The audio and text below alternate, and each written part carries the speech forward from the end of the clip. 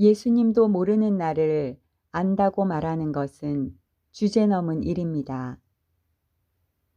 그러므로 사랑하는 자들아, 너희가 이것을 바라보나니 주 앞에서 점도 없고 흠도 없이 평강 가운데서 나타나기를 힘쓰라. 점도 없고 흠도 없는 상태.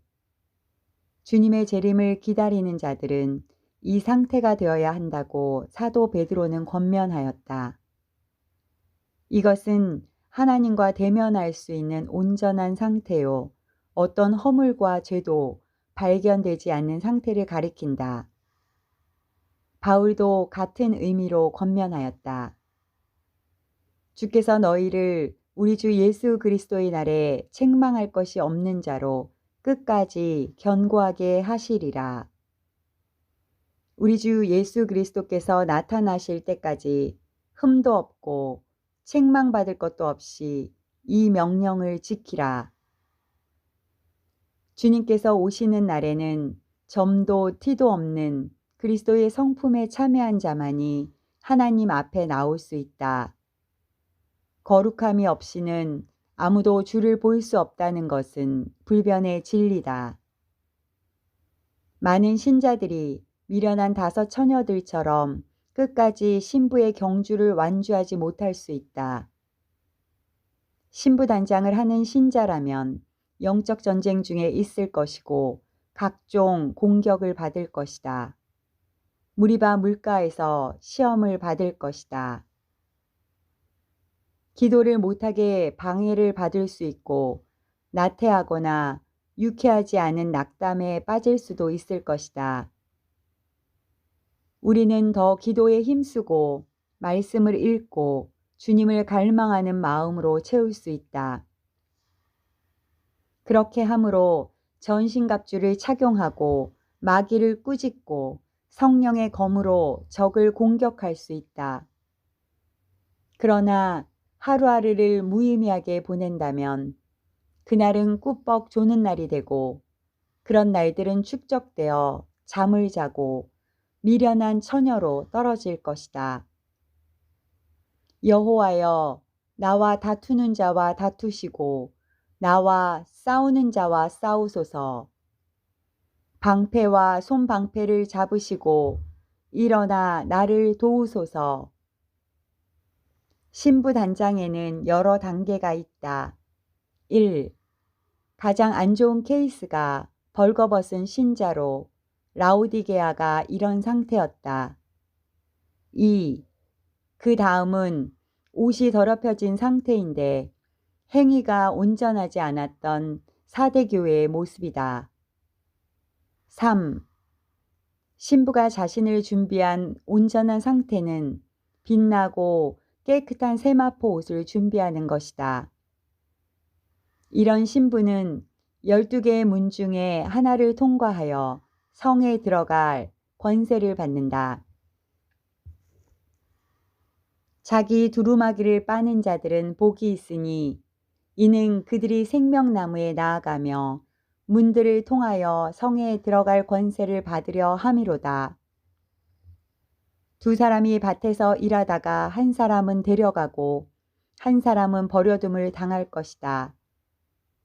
두 여자가 맷돌질을 하다가 한 사람은 데려가고 한 사람은 버려둠을 당할 것이다. 두 사람이 잠을 자다가 한 사람은 데려가고 한 사람은 버려둠을 당할 것이다. 이것은 그날의 분리되는 상황을 보여준다. 일상이 계속되는 시간에 분리되는 것은 휴거밖에 없다. 하지만 그들이 분리되는 이유는 알려주지 않는다. 분리되는 이유는 단순하지 않은데 여러 곳에서 이유들을 알려준다. 슬기로운 다섯 처녀와 미련한 다섯 처녀가 분리되는 이유는 기름과 등불을 끝까지 보존하는 데 있다. 혼인잔치를 거절하거나 예복은 입지 않는 이유도 있다. 예복을 준비하지 못해 벌거벗었거나 더럽혀진 경우에도 버려둠을 당한다. 일곱 교회에는 더 많은 이유들이 기록되었다. 대다수는 주님의 오심에 무관심하고 홍수가 온 당일까지 깨닫지 못할 것이다. 열 처녀들은 신랑을 맞이하러 나갔는데 절반은 문 밖에 남아야 했다. 점과 흠이 없는 상태는 많은 과정을 통과하면서 연단되고 금과 은같이 정제될 것이다. 불순물이 제거되고 누룩을 완전히 빼내려면 두루마기를 보혈에 씻고 또 씻는 과정을 반복해야 할 것이다. 하나님의 백성이 하나님과 지속적인 관계 유지와 성결의 삶을 위한 각종 규례들이 레위기에 기록되었다. 제물들과 신앙생활은 점과 흠이 없고 누룩이 없는 것으로 드려져야 했다. 제물은 완전하게 죽어야지 절반만 죽어서는 안 된다. 제물에 손을 얹어 속죄하고 피를 뿌리거나 번제로 드리고 불태우거나 기름을 바르거나 소금을 넣어야 하는데 이 모든 것들은 의미가 있다. 속죄제는 제물을 잡아 피를 7번 뿌리는 것으로 속죄되었지만 속건제는 죄에 대한 배상까지 해야 한다. 우리는 완전하게 대속의 제물 대신 예수 그리스도의 피로 거룩한 지성소로 들어갈 수 있다. 아론의 아들 나답과 아비후처럼 여호와께서 명령하시지 아니한 다른 불을 담아 분향하다가는 죽임을 당한다.